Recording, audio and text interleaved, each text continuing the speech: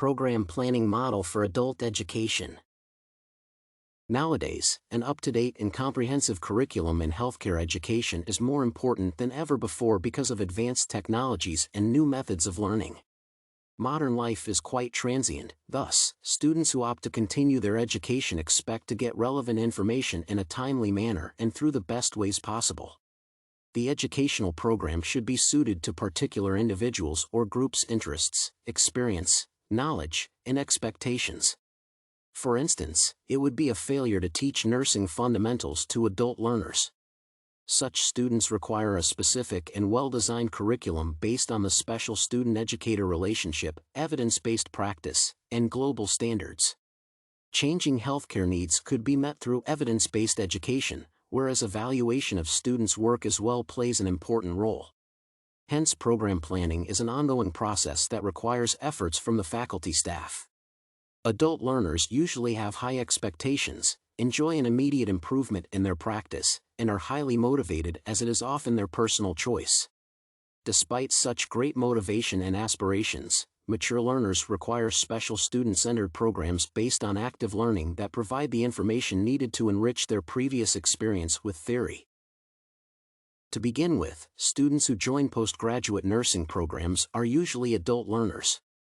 These individuals are considered non-traditional students aged 24 to 64 who share four main attributes: studying part-time, financial independence, having dependents, and full-time employment.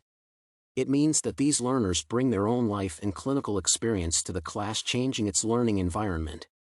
Adult learners deserve attention from the faculty because of their previous education, work, and accumulated life experience that profoundly determines the learning process. Mature students have a set of specific characteristics that make them unique learners who need unconventional approaches. Many different researchers who addressed adult learning provided their insight into the field. For instance, Malcolm Knowles, a famous stalwart of continuing education, presented an alternative framework to the pedagogical model of post-secondary education. It is called andragogy and stresses that mature learners have comparatively rich experience but a weak theory. Thus, the educational program for such students should simultaneously appreciate existing knowledge and set more engaging and flexible educational experiences tailored to meet their personal objectives.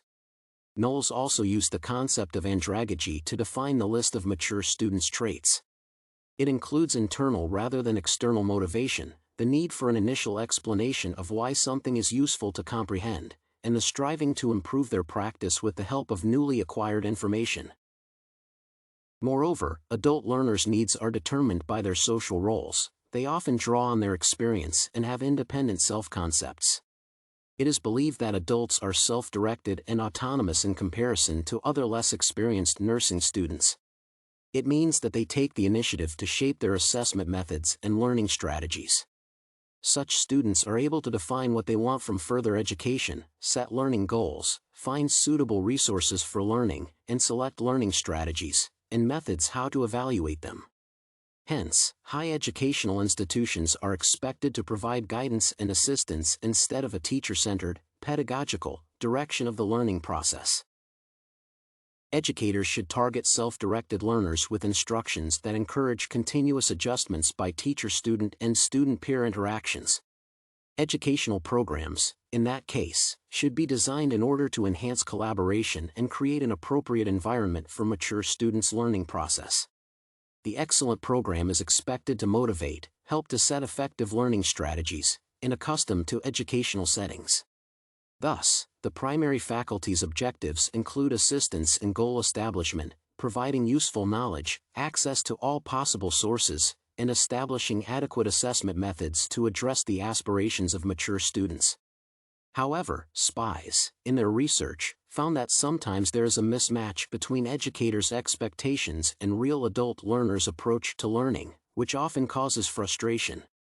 Some mature students have experience of being comfortable with traditional lecture-based teaching and do not have self-directed skills. Sometimes it is difficult for them to embrace new ways of doing and thinking because their already established thinking patterns, convictions, and attitudes act as an obstacle to learning. Regular reflection on learning activities must be held by professional educators to bring more meaning to the process. Nurse educators also should apply diagnostic assessment tools such as the Self-Directed Learning Readiness Scale. They are helpful in determining which teaching approach is more appropriate for this particular group of students, as some of them are not ready for self-directed learning. In general, there are 4 main frameworks of adult education: pedagogy, andragogy, transformation, and appreciative models.